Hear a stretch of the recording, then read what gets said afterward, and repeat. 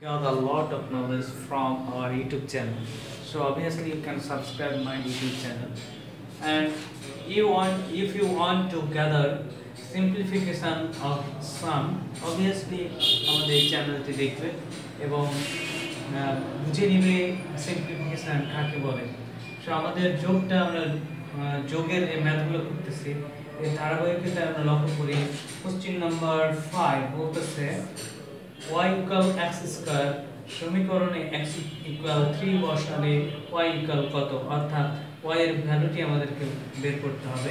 তো আমরা অপশন লক্ষ্য করি, অপশন A বলতেছে 8 and অপশন B বলতেছে 9. So which is the correct answer, A or B? So I can find out now by the solution. I can solve it now. আমরা লক্ষ্য করি y equal x square, right?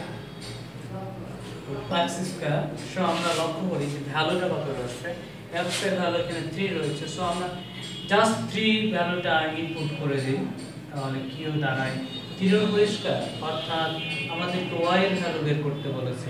অর্থাৎ আমরা লক্ষ্য করি y এর value বের করব, দ্যাটস ওয়াই 3 এর উপর স্কয়ার অর্থাৎ কত 3 * 3, সো y equal 3 * 3 9.